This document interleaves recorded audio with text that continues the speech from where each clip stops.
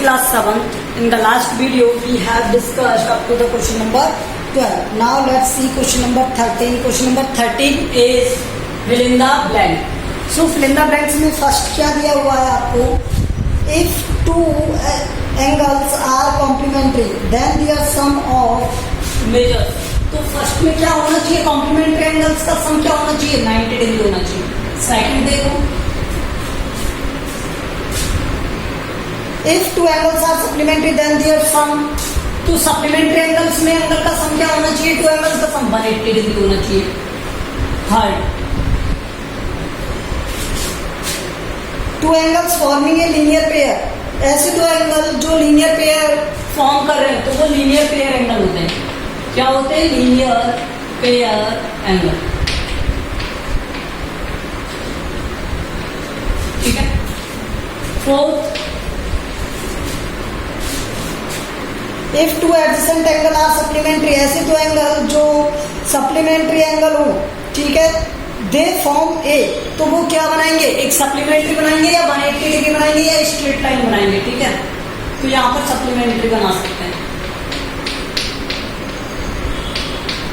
या फिर यहां पर आप लिख सकते हो क्या? 180 डिग्री. क्या बनाएंगे? 180 डिग्री. फिफ्थ वाला देखो,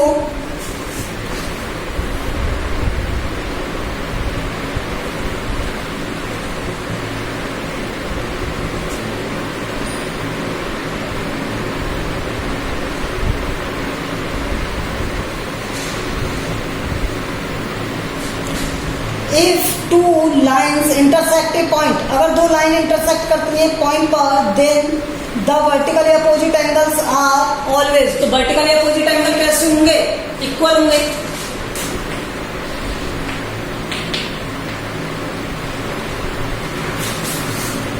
सिक्स,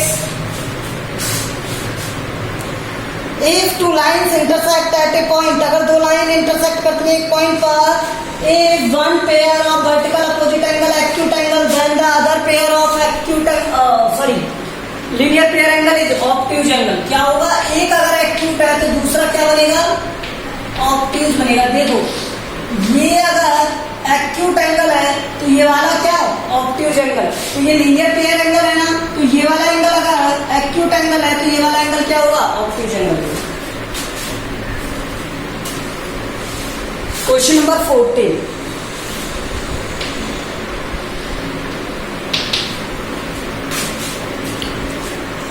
आपको एक डायग्राम गिवन है. एक डायग्राम इस तरह से गिवन है.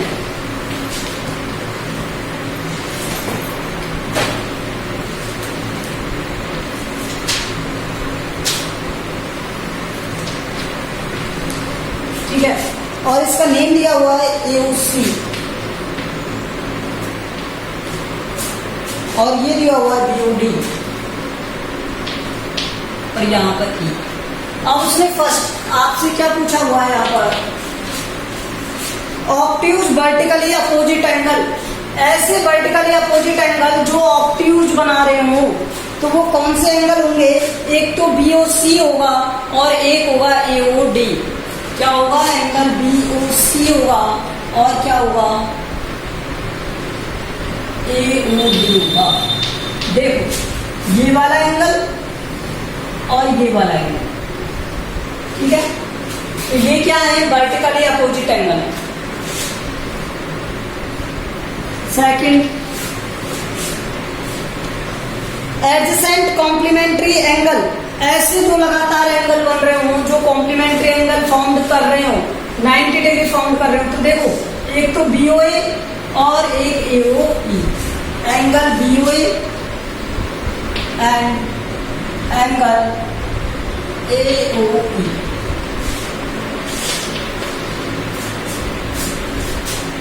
Equal supplementary angle. Equal supplementary angle means जहां पर सप्लीमेंट्री एंगल बन रहा है इक्वल हो. तो ये देखो, ये वाला 180 डिग्री बना रहे हैं, ये वाला और ये वाला. तो ये कौन सा? BOE और BOE.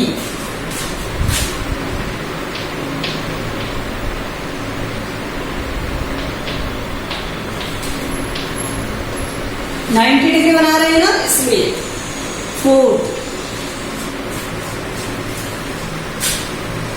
Unequal supplementary angle, supplementary बना रहे हैं लेकिन अनइक्वल है। देखो AOE और EOC ये दोनों अनइक्वल है लेकिन सप्लीमेंट्री बना रहे हैं। एंगल AOE और एंगल EOC। और भी कुछ बना सकता है क्या? बना सकता है BOA एंड AOD, लिख लो ये भी, BOA एंड AOD। ठीक है, फिफ्थ वाला देखो, adjacent angles that don't form a linear pair. ऐसे एंगल, एडजेसेंट एंगल जो लीनियर पेयर नहीं बना रहे हैं, तो वो क्या है?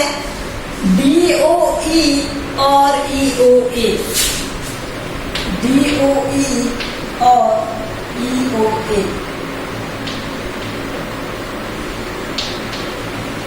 और कौन सा एंगल बन रहा है? BOA and AOE।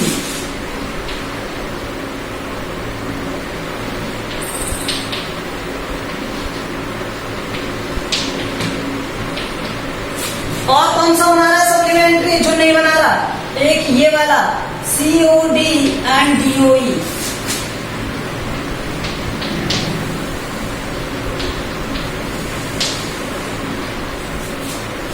ठीक है, these are the angles which are not making the supplementary angle। लेकिन ये क्या है? एडजेसेंट एंगल है। Okay, now we have completed this exercise. So exercise 5.1 we have completed. Now let's see exercise 5.2.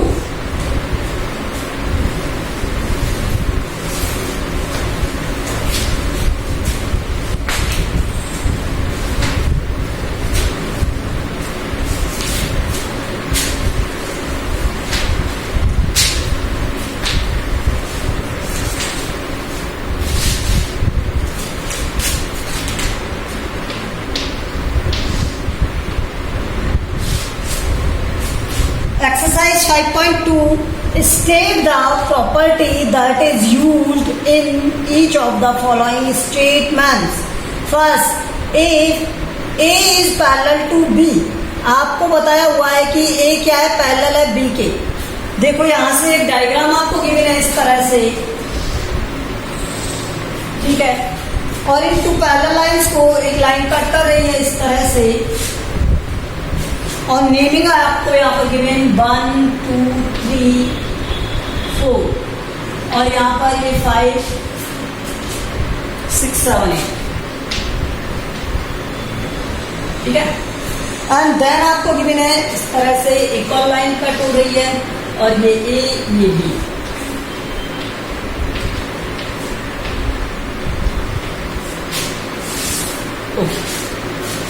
First आपको given है state the property. आपको property को state करना है।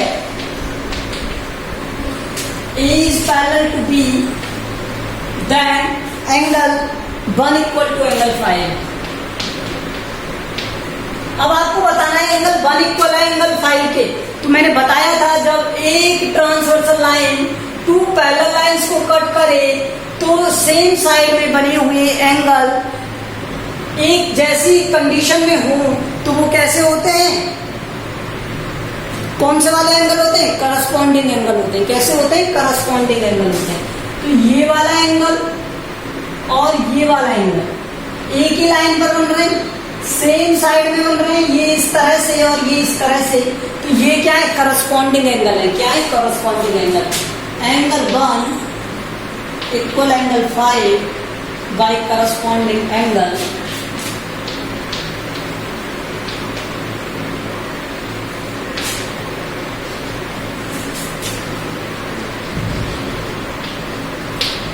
ठीक है, तो ये इसका स्टेटमेंट है। अगर आप इसका आगे और भी डेप्थ में रीजन देना चाहते हो तो और भी डेप्थ में रीजन दे सकते हो। किस तरह से कि A and B are parallel lines and यहाँ पर लाइन का नेम नहीं है।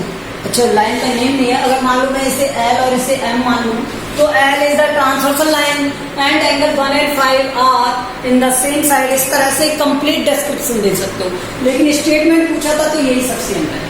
सेकंड देखो, एंगल 4 एंड एंगल 6। अगर आपको दिया हुआ है क्या, ऑलरेडी दे रखा है एंगल 4 एंड एंगल 6। अगर एंगल 4 इक्वल है एंगल 6 के, तो ये क्या लाइन ए इक्वल पैरेलल हो गया लाइन बी के, ये बताना है। तो ये एंगल 4 इक्वल है एंगल 6 के, ठीक है, किससे, अल्टरनेट एंगल से।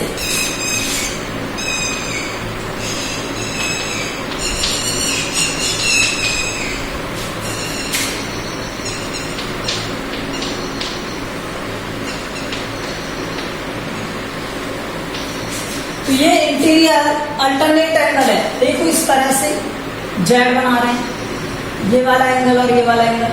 तो जब ये इस तरह से एंगल बना रहे हैं, तो ये 4 और ये 6, तो ये दोनों इक्वल होंगे क्योंकि ये अल्टरनेट एंगल है और ये जेड से बना रहे हैं। जब इस तरह से बनाते हैं तो ये इस लाइन का कुछ नेम दे दो, यहाँ पर क्या नेम दूंगा, यहाँ पर एल दे देगा। L line L is transversal line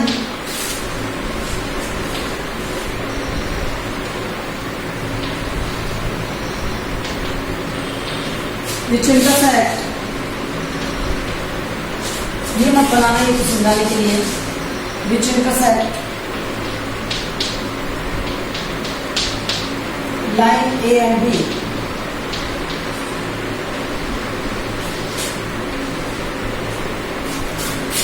So, ये कब पॉसिबल होगा, जब लाइन ए और बी पैरेलल होंगी, ठीक है। Angle 4 equal to angle 6 is only possible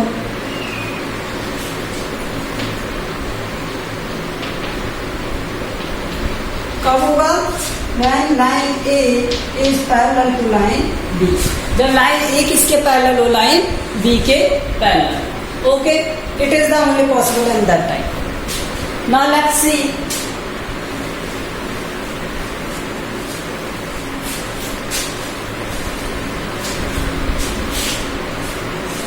third, इसका थर्ड देखो।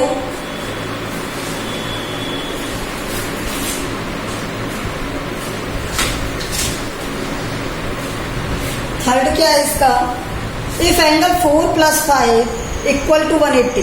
अरे ये इक्वल आएगा, यहाँ पर करेक्शन कर लेना, आपको इस तरह से दिया हुआ है एंगल 4 + एंगल 5 इक्वल टू 180। तब हमें क्या बताना है, यहाँ पर line A is parallel to line B. तो एक बात बताओ मुझे, ये वाला एंगल इस वाले एंगल के अगर प्लस में कर दिया जाए तो ये 180 बनाएंगे, किससे, को इंटीरियर एंगल से, ठीक है।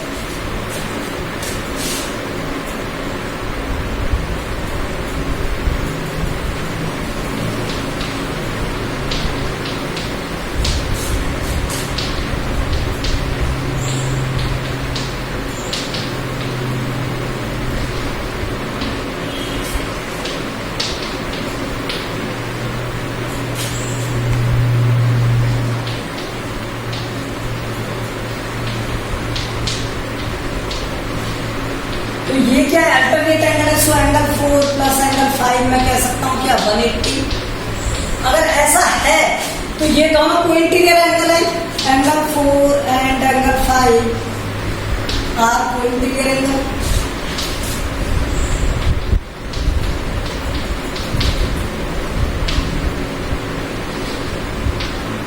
सो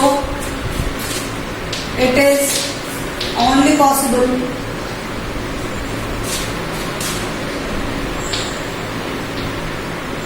when line L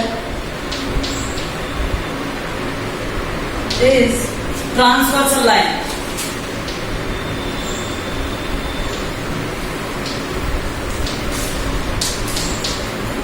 and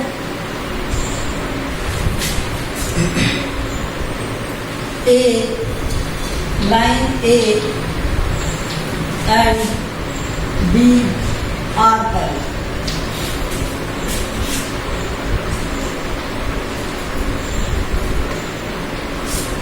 So this is the solution of question 1. Okay.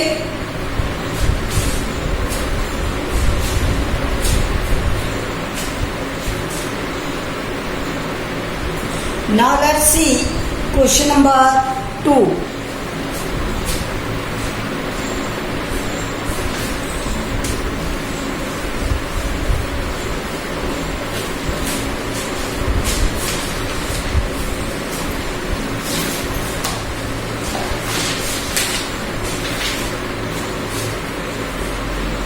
Question number 2. Question number 2 में एक डायग्राम आपको गिवन है, ठीक है, और इस डायग्राम में एक ट्रांसवर्सल लाइन गिवन है और इस ट्रांसवर्सल लाइन में एंगल गिवन है आपको।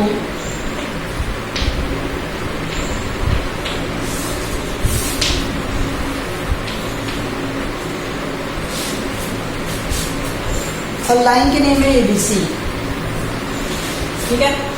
नाउ फर्स्ट आपको बताना है क्या, the pairs of corresponding angles. तो देखो मैंने इस तरह का एक एग्जांपल आपको समझाया था कि हमें जब करस्पॉन्डिंग एंगल्स बताने हैं तो करस्पॉन्डिंग एंगल्स क्या होते हैं, जो सेम एक जैसी सिचुएशन रखते हो। तो देखो एंगल 1 इस तरह से बन रहा है तो एंगल 5 भी इस तरह से बन रहा है ना, एक ही लाइन के थ्रू बन रही, ट्रांसवर्सल लाइन के थ्रू। तो एंगल 1 और एंगल 5 क्या है, करस्पॉन्डिंग एंगल। दूसरा पेयर देखो, एंगल 2 और एंगल 6, एंगल 2 और एंगल 6। और कौन सा है, एंगल 3 और एंगल 7। और कौन सा है, angle 4 and angle 8। Same situation है, यानी देखो 3 नीचे की तरफ बन रहा था, 7 नीचे की तरफ बन रहा है, 4 नीचे की तरफ बन रहा था, 8 नीचे की तरफ बन रहा है। तो सेम सिचुएशन में जो बनते हैं वो एंगल क्या होते हैं, करस्पॉन्डिंग एंगल होते हैं और वो इक्वल होते हैं। ये बताया था मैंने आपको। सेकंड दिया हुआ है क्या, अल्टरनेट इंटीरियर एंगल। सेकंड क्या दिया हुआ है, अल्टरनेट इंटीरियर एंगल।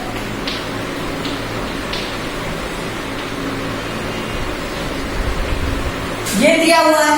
अब अल्टरनेट इंटीरियर जहां पर जेड से तो बन रही हो, तो देखो एक इस तरह से बन रहा है, ये और ये एंगल 3 और 5, तो एंगल 3 और एंगल 5 अल्टरनेट इंटीरियर हो गया। इसी तरह से एक और देखो, ये और ये, तो एंगल 4 और 6। इंटीरियर की बात की तो इन दोनों लाइन के अंदर बने हुए एंगल, ठीक है, ये हो गए इंटीरियर एंगल। अब देखो next, the pair of interior angles on the same side of transversal line. तो जो ट्रांसवर्सल लाइंस हैं उनके इंटीरियर एंगल्स के पेयर बताने थे।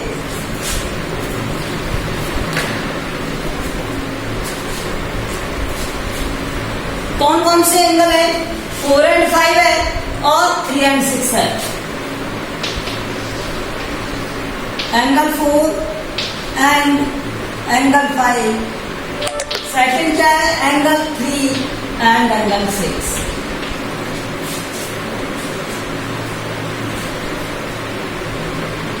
ठीक है, वर्टिकली अपोजिट एंगल बताने हैं, वर्टिकली अपोजिट एंगल।